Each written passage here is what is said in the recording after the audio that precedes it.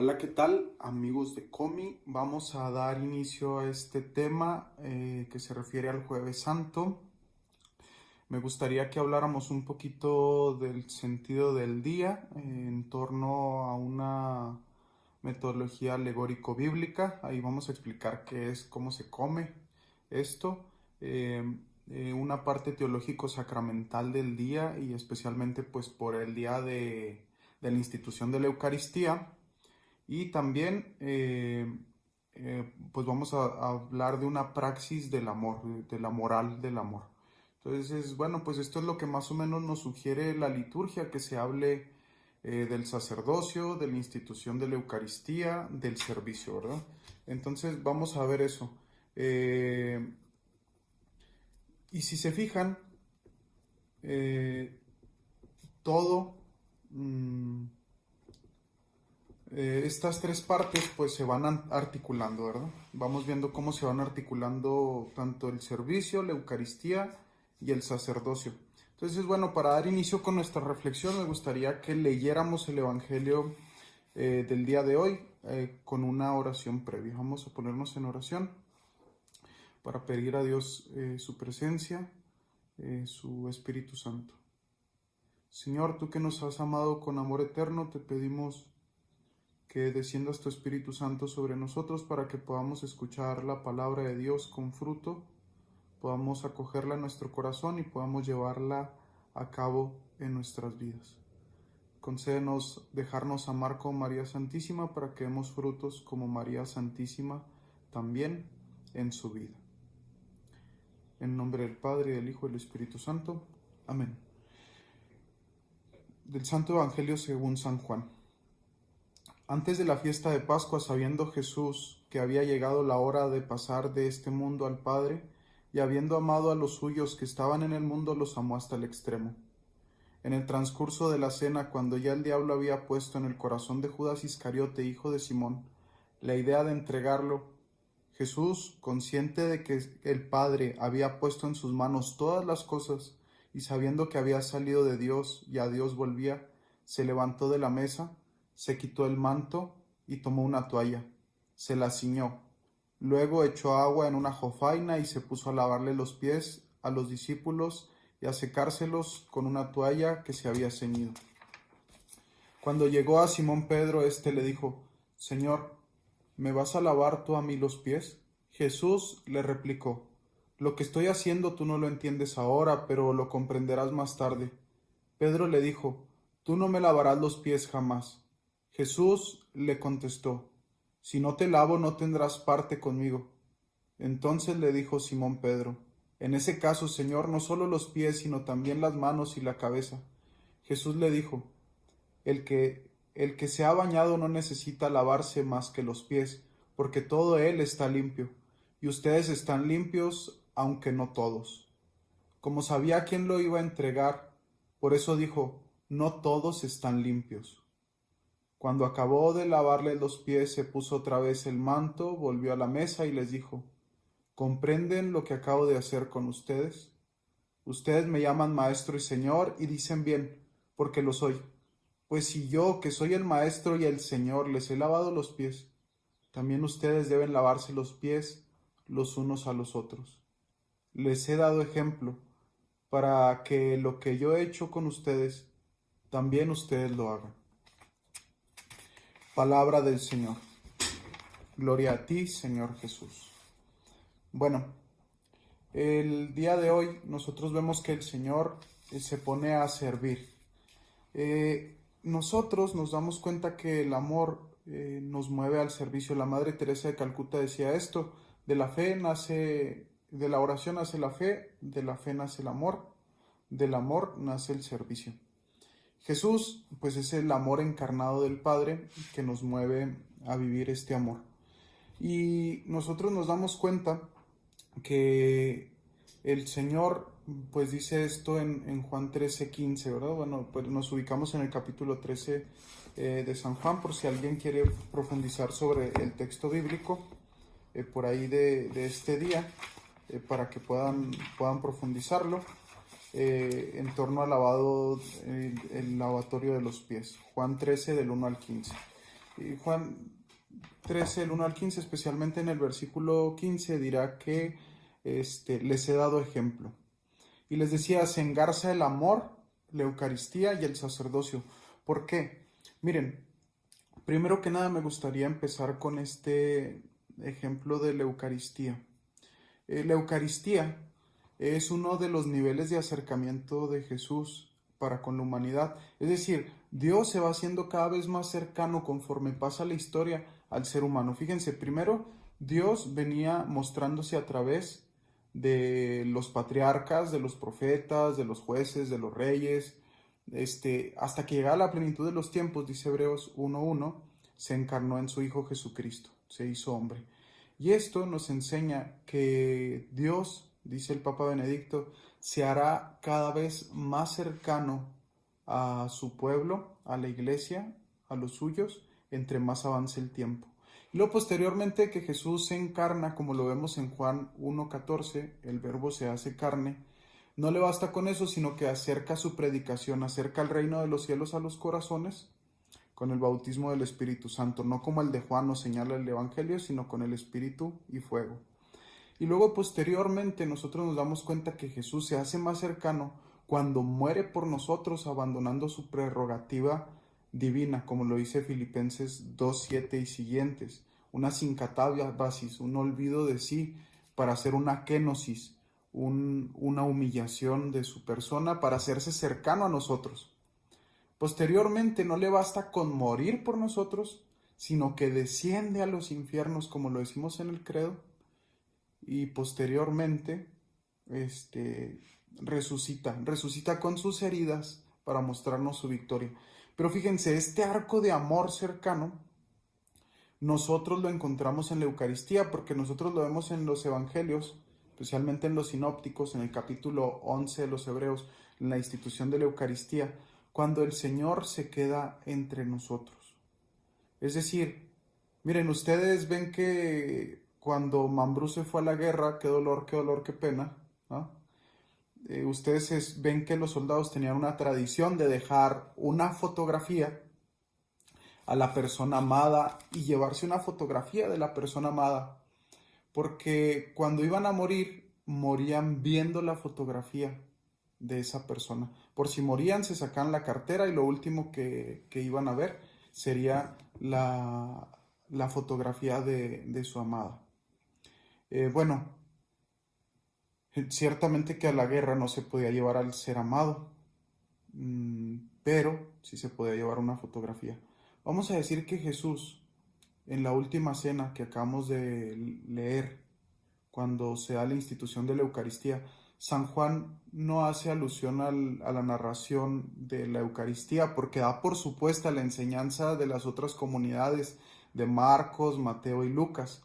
Pero San Juan tiene todo un capítulo, el capítulo 6, donde habla del pan de vida. Todo el capítulo, ustedes se acuerdan. Tiene todo el capítulo 6 para hablar del pan de vida. Y este pan de vida es Jesús mismo.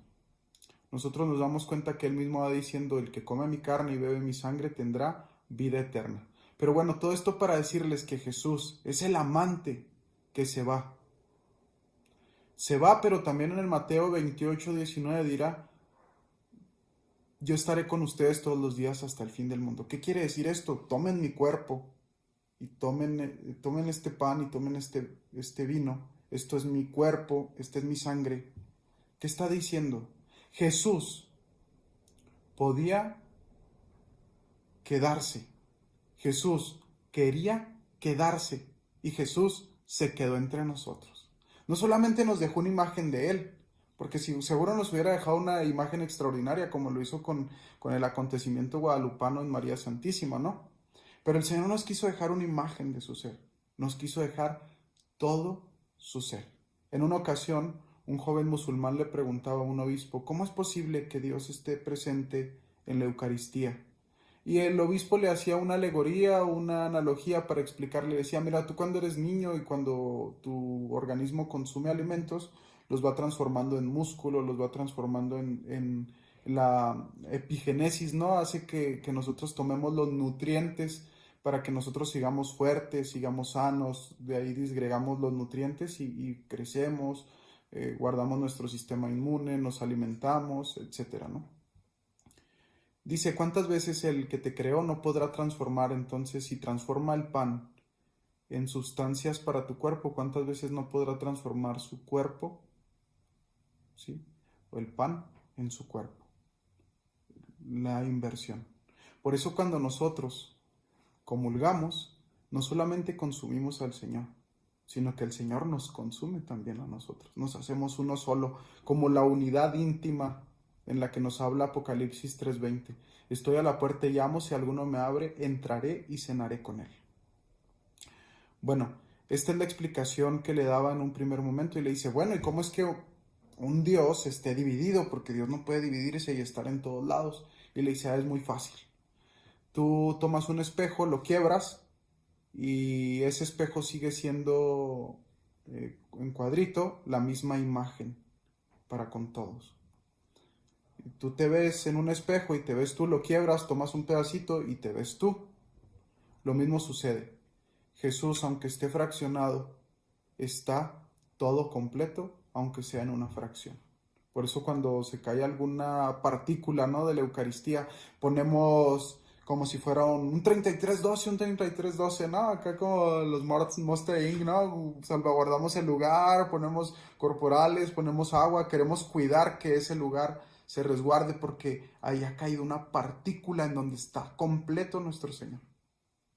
¿Cuántas veces Dios, que es Dios, no podrá estar presente totalmente como lo está presente tu imagen en un espejo? Dirá, bueno, ¿cómo completamente ese Dios tan grande puede estar presente un pedacito tan pequeño de pan, aunque sea una partícula?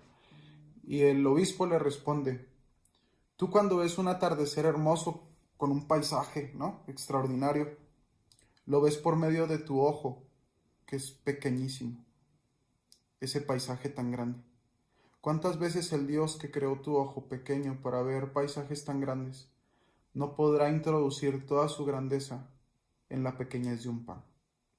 Dios quería quedarse, Dios podía quedarse, Dios se quedó.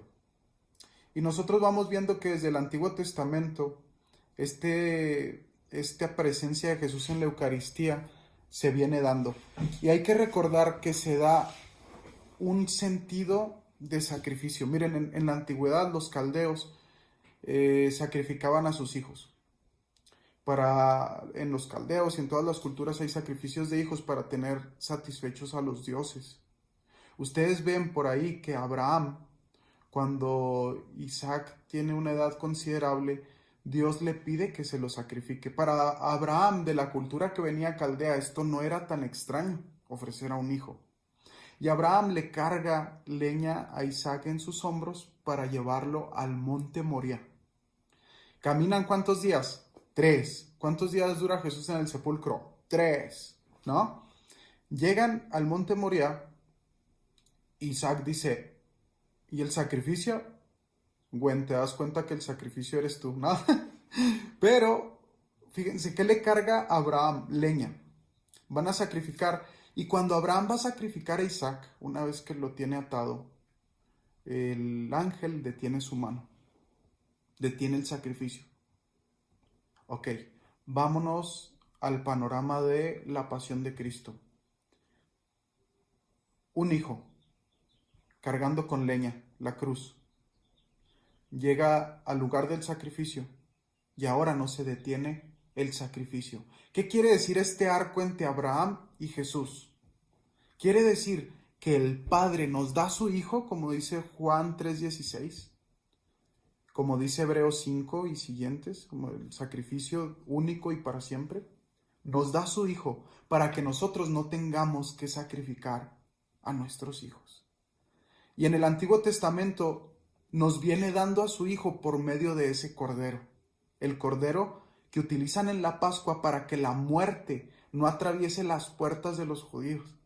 Y ustedes se acuerdan que se pintan con sangre las puertas, los dinteles de las puertas, para que el ángel de la muerte no atraviese a los primogénitos que tendrían que ser los sacrificados. Y ustedes se acuerdan que Dios pide que el cordero sea el primogénito, macho y sin defecto. Jesús, primogénito, macho y sin pecado. Muere por nosotros para liberarnos del pecado. Pero bueno, resulta que a la hora de ofrecer el cordero en la última cena, Jesús, pues ya habían comido cordero y todo, ¿no? Pero en la copa de la salvación, porque se brindaba tres veces, el Señor no culmina, ¿no? No culmina. ¿Por qué? Porque al final, en la cruz, el Señor dice: tengo sed, y le dan de beber vinagre, y el vinagre es vino echado a perder. Y cuando toma de esa copa dice: todo está cumplido. Vámonos al capítulo 14 del Génesis. Nos topamos con Melquisedec una vez que Abraham ha derrotado a los amalecitas porque habían atacado a su sobrino Lot. Y nos damos cuenta que Abraham es tanta su gratitud que le pide a Melquisedec, que era sacerdote, rey de Salem, que ofrezca un sacrificio por él, y le da el 10% de lo que había ganado con los amalecitas, de los bienes. Y de ahí viene el diezmo, ¿no? Y Melquisedec no ofrece un cordero. Melquisedec ofrece vino y pan. ¿Qué ofrece Jesús cuando está en la mesa? Toma el pan y dice: esto es mi cuerpo.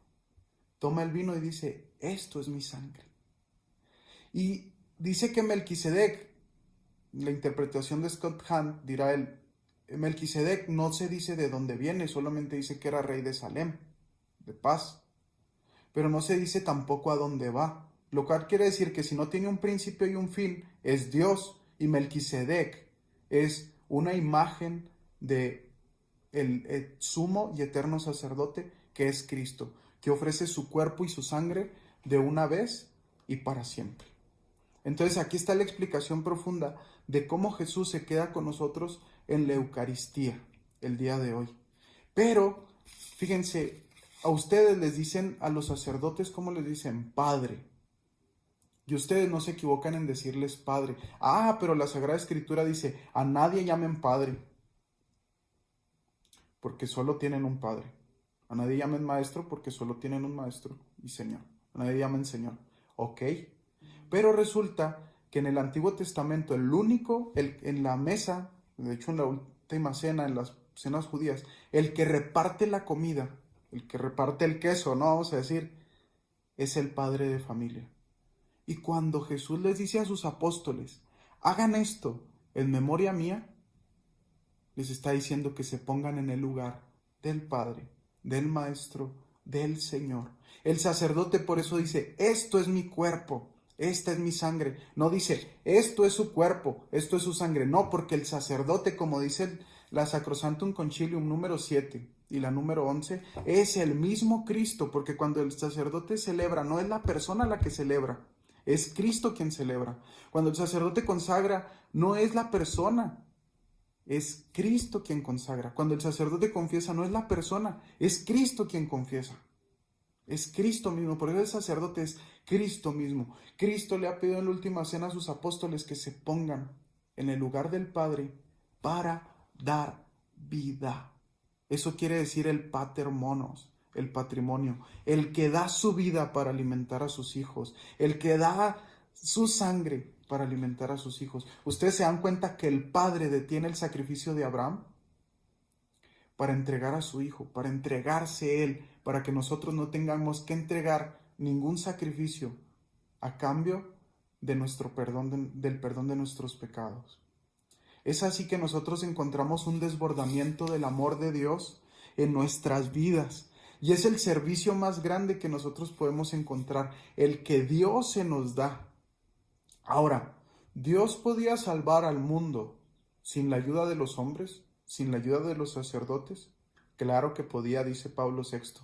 Claro que podría, lo vuelve a repetir San Juan Pablo II.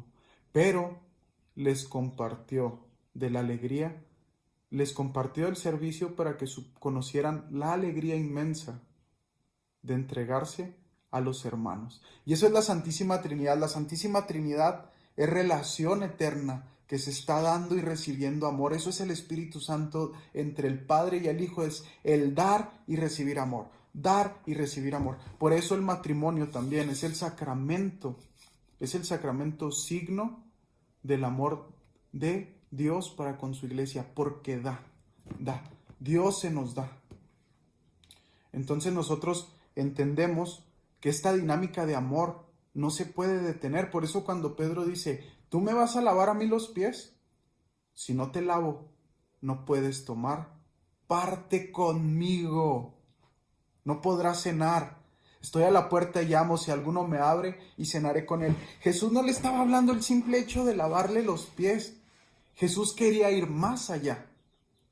Yo les voy a poner este ejemplo, ¿no? Porque lo llevo en el corazón con mucha alegría. Se acordarán de Nico el Cholo, un extraordinario predicador, un hombre que luchó mucho toda su vida, un testimonio abrazador y que finalmente ya no está con nosotros. Dios le conceda la gloria eterna, pero un excelente predicador, un hombre que buscó siempre a Dios. Me acuerdo que una vez nos lavó los pies. Y yo no quería que me lavara los pies porque yo tengo muy feos mis pies por el fútbol. Y me acuerdo que me dijo, le dije, no, yo no me voy a dejar lavar los pies. Y me dijo, quiero ir más allá. Quiero que sepas que quiero ir más allá. Es lo mismo que Jesús le dice hoy a Pedro. Si tú no te lavas conmigo, no tomarás parte conmigo. Lo que pasa es que Jesús está diciendo que en el servicio se muestra lo más íntimo de nosotros. Ustedes pónganse a ver que en el servicio tú no solamente entregas algo bonito, tú estás entregando incluso el riesgo de tu pecado. Ahí donde luchas, ahí lo que te cuesta trabajar, ahí te entregas todo, tomas parte con Dios. Y Jesús nos invita a esa intimidad. Estoy a la puerta y llamo, y el que me deje entrar, cenaré y él cenará conmigo. Es un compartir de intimidad. ¿Quién conoce mis pies? Solamente las personas que me quieren. Recuerdo que cuando me terminó de lavar los pies, Nico me dijo lo siguiente en voz baja: mucho por hacer. No sé, muy místico, ¿no? Pero el lavado de los pies, eso significa mucho por hacer. Con tu intimidad lastimada, con tu intimidad tocada por el pecado, con tu intimidad que finalmente siempre camina luchando por dar lo mejor de cada quien. Eso significa el lavado de los pies. No significa solamente un signo donde te manifiesto el amor, sino que significa un signo de servicio donde yo sirvo con todo lo que soy. Pónganse ustedes a ver y nos damos cuenta que es entonces así que la alegría de servir procede entonces de dejarnos amar, de dejarnos lavar los pies. Nosotros nos damos cuenta que la parte más sucia, entonces nosotros si lo pensamos, la parte más sucia en ese entonces, por la cuestión de que se caminaba con sandalias y todo, eran los pies. También esto es un signo de la humillación de Cristo para salvar a la humanidad, como lo dice Filipenses 2:7. No solamente el olvido, hacer a un lado su dignidad de divinidad, sino también el someterse a una muerte e incluso a una muerte de cruz. Entonces nosotros nos vamos dando cuenta cómo se engarzan estas imágenes del servicio, de la Eucaristía, del sacerdocio. Jesús se desborda el Jueves Santo porque se nos da completamente, de tal manera que nuestra fe es extraordinaria. Y aquí se cumple lo que decíamos en un principio: yo estaré con ustedes todos los días hasta el fin del mundo. Dios se ha hecho indefenso cada vez más para estar cerca de nosotros, porque el amor es exponerse. El amor es una exposición de nuestra fragilidad. Amar es ser frágiles. Cuando nosotros amamos, nosotros nos volvemos frágiles porque le entregamos al otro el corazón. Jesús se ha hecho frágil para darnos su corazón. Jesús se ha hecho frágil para curar nuestra fragilidad por medio de la Eucaristía. Jesús se ha hecho frágil y se ha expuesto en su inocencia para darnos una alegría que no conoce final, para saborear desde este mundo la alegría de su amor. Por eso así es como nos damos cuenta que la Eucaristía no es un milagro. La Eucaristía es el Señor de los milagros, porque la Eucaristía es el cielo en la tierra.